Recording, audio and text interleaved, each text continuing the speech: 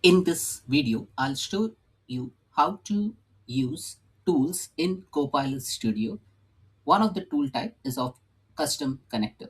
Now, within that, I will take an example of a Swagger file. Now, if you want to connect to a specific tool using a custom connector, and if you have a Swagger file, how do you connect? Now, I'll show you an example in Copilot Studio. Now, in Copilot Studio, I have already built this agent tool tester. I did an example of MCPs and other examples, but this time I'm going to use a custom connector to ingest that particular tool and then refer to that tool and then answer questions in the prompt. Now, to just give an example, so there is Microsoft Learn MCP server. Now, Microsoft Learn MCP server basically enables clients like GitHub Copilot and other AI agents to bring trusted and up to date information directly from Microsoft's official documentation. It's a remote MCP server that uses streamable HTTP, and it allows you to search through documentation. Now, this is the endpoint which you can use. Now, just to give an example of a Swagger file, so I've already opened VS Code. Now, let's assume you have a Swagger file or Swagger definition basically for your MCP server or maybe for your API service. Now, this is how the Swagger file looks like. So, Swagger info host. Now, this is important. Host, the base path, what scheme it supports, so HTTPS, and what method like post MCP server streamable HTTP, and the operation is invoke MCP. And then there are other things related to errors, definition, parameters, etc. So if you have a Swagger file, how do you use that Swagger file within your Copilot Studio application to connect to a specific tool? Now, to connect, what we are going to do, we're going to click on add a tool, and then from here, new tool, and create a custom connector.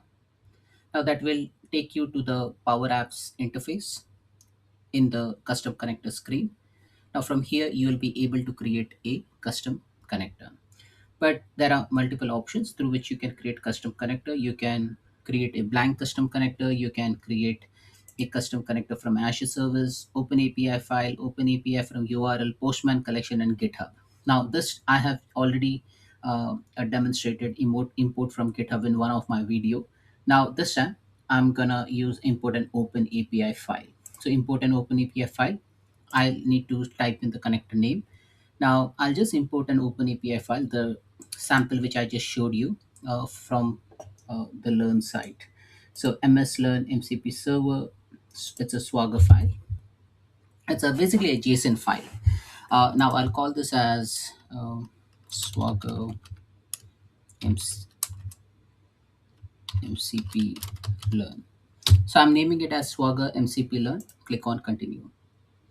And then it will ask me to upload the connector icon. Now if I have any specific connector icon, let me pick up this icon over here. So this is like a flag, Australia flag. I'll put that, and rest all thing, as you see over here, it has imported this value learn.microsoft.com API/MCP. And if you want to see the Swagger file, you go to Swagger editor, and then you can actually see that particular file content. Now the one which I just showed you, it has invoke MCP as one of the operation. Everything good, click on create connector.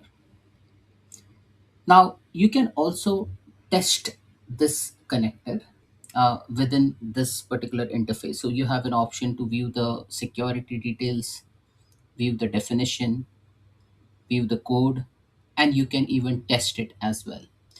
Now it is always a good practice, once you create a connector, establish a connection with that connector, and then test the functionality before you even reference that within Copilot Studio. So if you go into test, you get to see the method get invoke MCP, and then there is an invoke MCP. Now, before you even test, you just need to establish a connection. So I'll click on new connection, Swagger MCP learn, click on create, and then that connection will be established. Now, as you see over here, that connection has been established. Now, let me go back to the custom connectors over here again. Now, I know I'm spending much more time in the custom connector because this is very important to understand. Because if you don't understand this concept, you may spend a lot of time troubleshooting. Now, let me go to the custom connector again, go into the test. Now I've established that connection, Swagger MCP learn.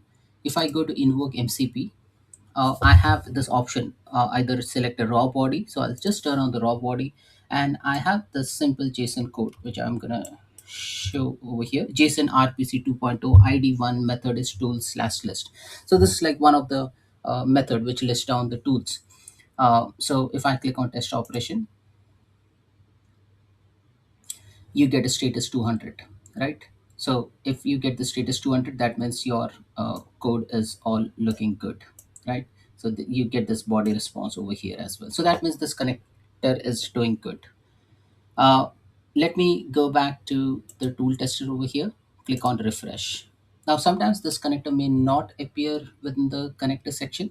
If it doesn't, you may need to do a hard refresh. So let me go ahead and do a hard refresh first.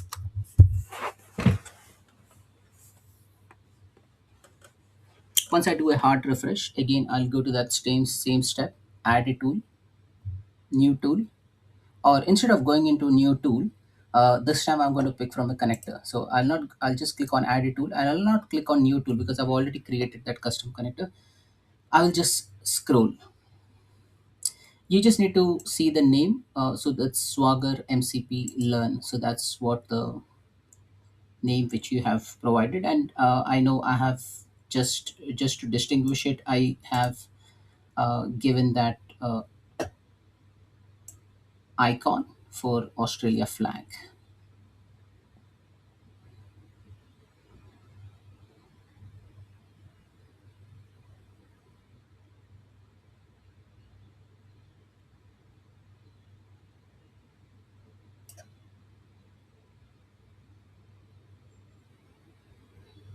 And we just need to see which connection it refers to. So Swagger MCP Learn, and if I go into connections, s-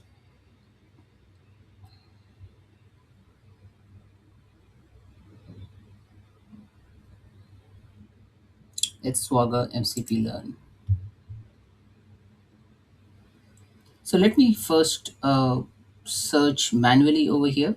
So you can see this Swagger MCP Learn.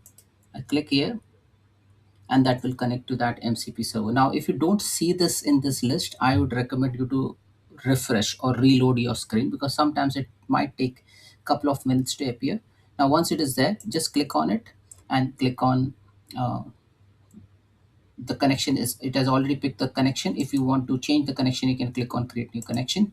And this is the MCP server streamable HTTP. I'll click on add and configure.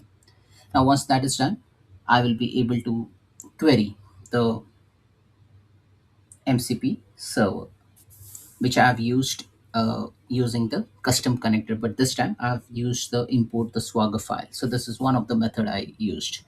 So okay, you can go ahead and name the reference, or you can just start querying. These are the things which you can get.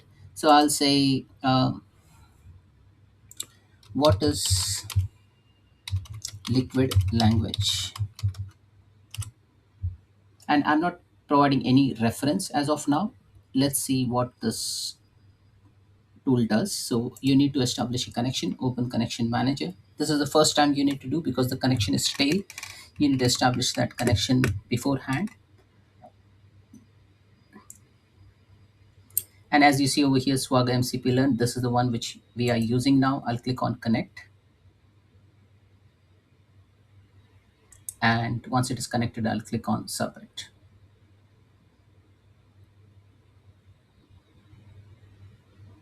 So I got a green tick, click on submit. This should be connected now with a green tick.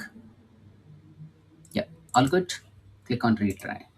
Once the connection is established, it will start querying that custom connector which we have just built using a Swagger file, and then it will start giving you the output. Now, as you see, I just asked what is liquid language, and it has started giving me responses like liquid language refers to a templating language, and then it has started giving me that response.